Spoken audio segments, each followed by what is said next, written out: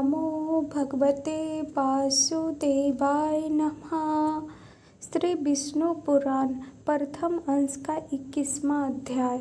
कश्यप जी की अन्य स्त्रियों के वंश एवं मरुदगण की उत्पत्ति का वर्णन। इसमें कश्यप जी की अन्य स्त्रियों के वंश और मरुदगण की उत्पत्ति का वर्णन है। श्री पराशर जी सुनाते हैं, सनहाद के पुत्र आयुष्मान, शिबी एवं बाष्कल थे तथा प्रहलाद के पुत्र विरोचन थे एवं विरोचन से बाली का जन्म हुआ। हे महामुनि, बाली के 100 पुत्र थे, जिनमें बानासुर सबसे बड़ा था। हिरण्याकश के पुत्र उत्तकुर, शकुनी, भूत संतापन, महानाभ, महाबाहु तथा कालनाभ आदि सभी महाबलवान थे। इसमें सनहाद का पुत्र आयुष्मान ऋषि और बाष्कल थे, जिसमें प्रहलाद जी, जिनके बारे में पिछले अध्याय में हमने पढ़ा था। प्रहलाद जी श्री भगवान विष्णु हरि के भक्त, उनके पुत्र विरोचन हुए और विरोचन से एक बालिका का जन्म हुआ। और बालिका जो है बालिके के 100 पुत्र थे, जिनमें सबसे बड़ा बानासुर था। और हिरण्याक्ष के पुत्र जो है उत्करी, शकुनी, ये सब थे जो बहुत महाबलवान थे। तब कश्यप जी की एक दूसरी स्त्री दनु के पुत्र, इसमें कश्यप जी की दूसरी स्त्री जो है दनुकी के पुत्र दुर्मुधा, संबर, अयोमुख, शंकुशिरा, कपिल, शंकर, एक चक्र, महाबाहु, तारक, महाबल, स्वारभानु, वृषपर्वा, महाबली, पुलोम एवं परम पराक्रमी विप्रचित्ति थे। ये सब दनु के पुत्र विख्यात हैं।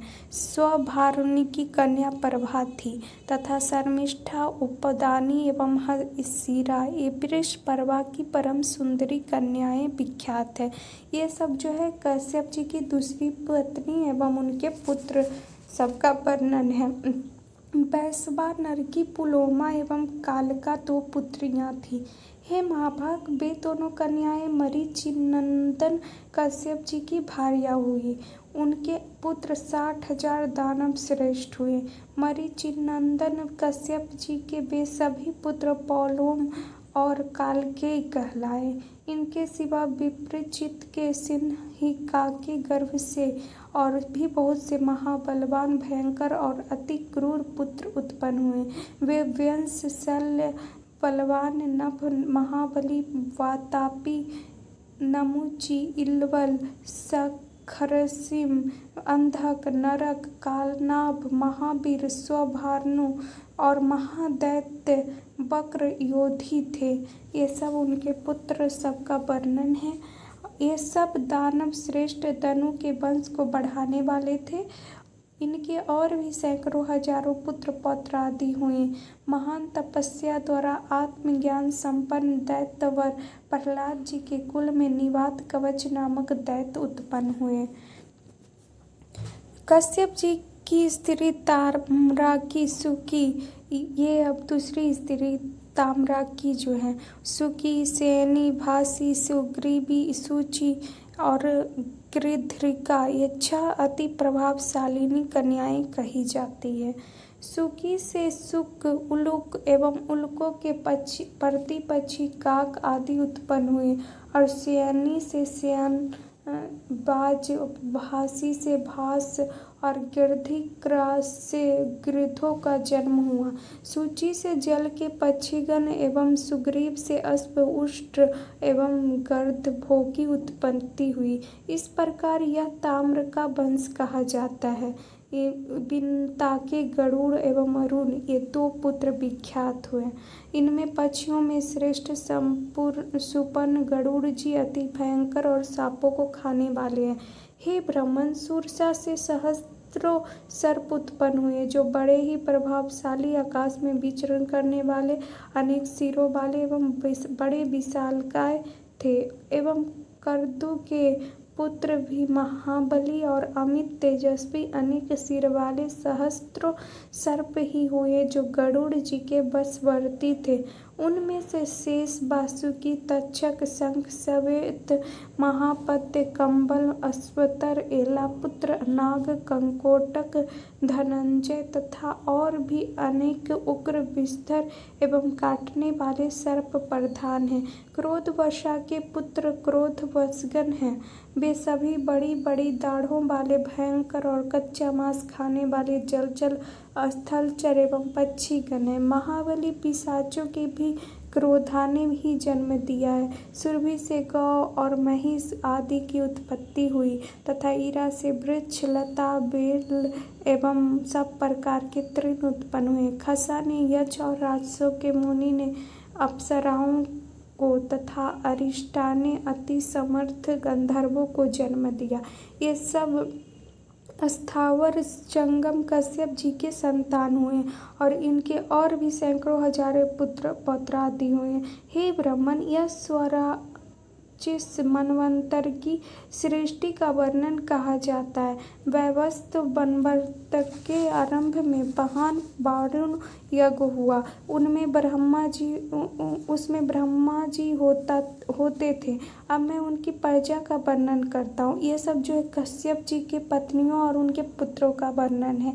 यह साधु श्रेष्ठ, पूर्व मनवंतर में जो सप्तऋषिगण स्वयं ब्रह्मा जी के मानस पुत्र से उत्पन्न हुए थे, उन्हीं को ब्रह्मा जी ने इस कल्प में गंधर्व, नाग, देव और दानव दी के पितृ रूप से निश्चित किया।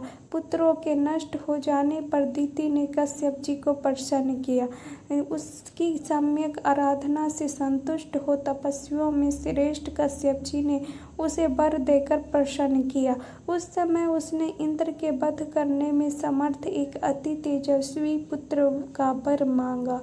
मुनि श्रेष्ठ कश्यप जी ने अपनी भार्या दीति को वह वर दिया और उस अति उग्र वर को देते हुए वे उससे बोले, यदि तुम भगवान के ध्यान में तत्पर रहकर अपना गर्भ शौच और संयम पूर्वक 100 वर्ष तक धारण कर सकोगी तो तुम्हारा पुत्र इंद्र को मारने वाला होगा। ऐसा कहकर मुनि कश्यप जी ने उस देवी से संगमन किया और उसने बड़े शौच पूर्वक रहते हुए वह गर्भ धारण किया।